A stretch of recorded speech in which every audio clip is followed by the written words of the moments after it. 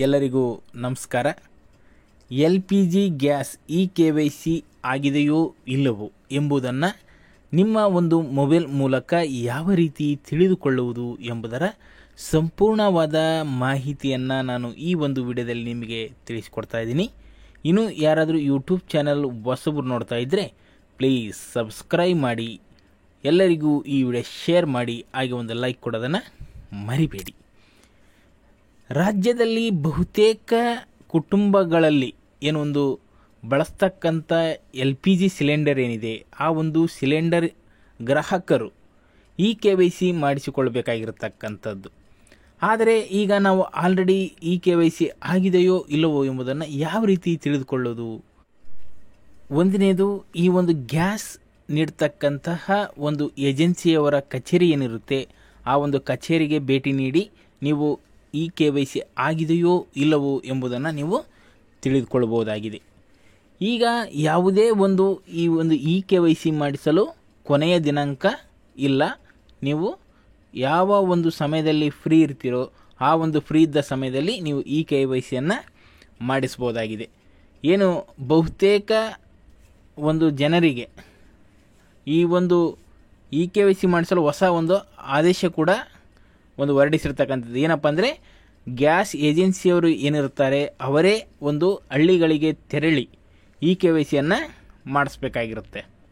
ಹಾಗಾಗಿ ಆ ಒಂದು ಗ್ಯಾಸ್ ಏಜೆನ್ಸಿಯವರು ಏನಿರ್ತಾರೆ ಅವರ ಮೂಲಕ ನೀವು KYCಯನ್ನು ಮಾಡಿಸ್ಬೋದು.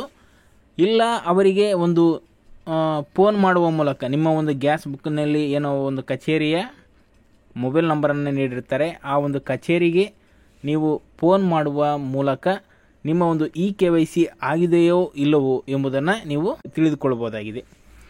ಇಲ್ಲ ನಮಗೆ ಆ ಒಂದು ಕಚೇರಿಗೆ ಭೇಟಿ ನೀಡಲು ಸಮಯವಿಲ್ಲಪ್ಪ ಅಂದರೆ, ಎರಡನೇ ವಿಧಾನ ಏನಪ್ಪ ಅಂದರೆ, ಒಂದನೇದು ಈ ಒಂದು ಗ್ಯಾಸ್ ಏಜೆನ್ಸಿಗೆ ನೀವು ಕರೆ ಮಾಡಿ ತಿಳ್ಕೊಬೋದು.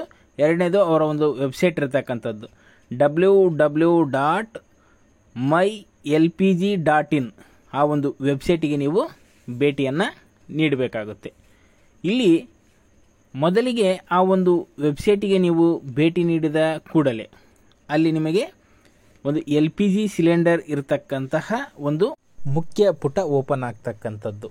ಆ ಒಂದು ಮುಖ್ಯ ಪುಟ ಏನು ಓಪನ್ ಆಗುತ್ತೆ ಅಲ್ಲಿ ನಿಮ್ಮ ಒಂದು LPG ಏನಿರುತ್ತೆ ಆ ಒಂದು LPGಯ ಒಂದು ಭಾವಚಿತ್ರ ಇರತಕ್ಕಂಥದ್ದು.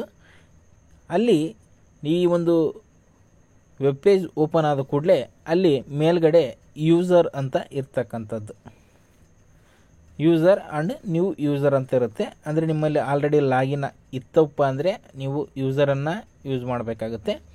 ಇಲ್ಲ ನಾವು ಇನ್ನೂ ಹೊಸದಾಗಿ ಈ ಒಂದು ವೆಬ್ ಪೇಜ್ ಓಪನ್ ಮಾಡಿದ್ದೀವಿ ಅಂದರೆ ಅಲ್ಲಿ ನ್ಯೂ ಯೂಸರ್ ಅಂತ ಇರುತ್ತೆ.